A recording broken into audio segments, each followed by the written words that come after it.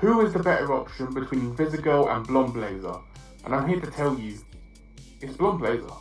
The first red flags of Invisigal is after the granny mission, where she fucks up and Robert hits her with some hard truths. She can't take it and then jump scares him, which, by the way, Robert has some kind of PTSD towards that, so dick move. And then she just straight up decks him. Yeah, real mature. Forward a bit later to Robert's housewarming party, if you choose to go down the Blonde Blazer route and you dance with her, you can clearly see in the background Invisigal is clearly bothered by this. So another thing I've noticed that I haven't seen a lot of people talk about is when you dance with Blonde Blazer, you can see Robert actively dancing with her. But if you choose to dance with Invisigal, Robert just sort of awkwardly stands there while she dances around him. Another huge Invisigal point is when she just forces herself on you in the locker room.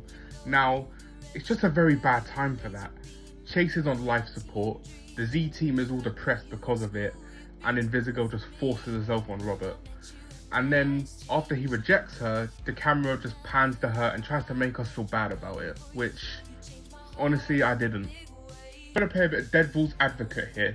Yes, you could argue Blonde Blazer did kind of boyfriend hop to Phenomenon to Robert almost seamlessly.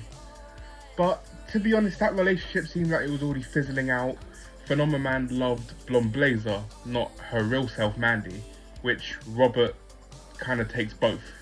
So it just leads to a better option for her, and I don't really blame her for that. Choose to go down her route and you find out she looks different without her amulet on, without her powers, and how she feels super self-conscious about it. It honestly just makes me want to pursue her even more to try help with that, and honestly I wish the game explored that more, and hopefully they do in Dispatch Season 2.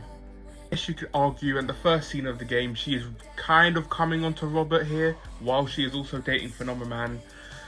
Yeah, to be fair, I sort of saw that too, but then again she was kind of drunk, and she was kind of coming onto us, and to be fair, I kind of fumbled here because I thought she was really coming onto us and I chose the kiss option, and yeah, I fumbled it. But come on, she takes off his mask and says, yeah, we can work with this. Like, what am I meant to do with that? I mean, goddamn, can you take off my mask and say that? Argument to be made that Blonde Blazer is too perfect, but honestly, at the point where Robert is in his life, that kind of what he needs right now. He needs someone to fix him. I don't think he can fix someone else at that point.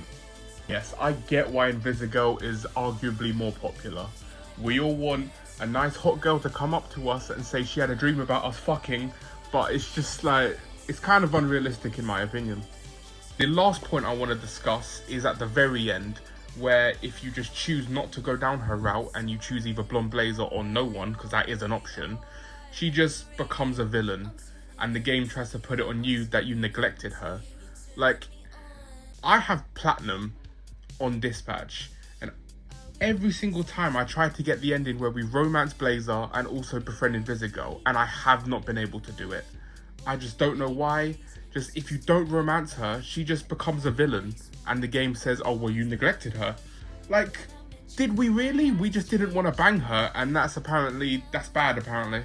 Even if you go down the Invisigal route and you get with her, Blonde Blazer isn't sour about it. She isn't mad that you chose her. Like, she is mature and she moves on and she's not bothered by it. She respects your decision. Clearly, Invisigal just does not feel the same about that. If you choose Blonde Blazer, she becomes a villain. In my opinion, Blonde Blazer is the safest and better option to romance in Dispatch. She's just better than Invisigal in my opinion.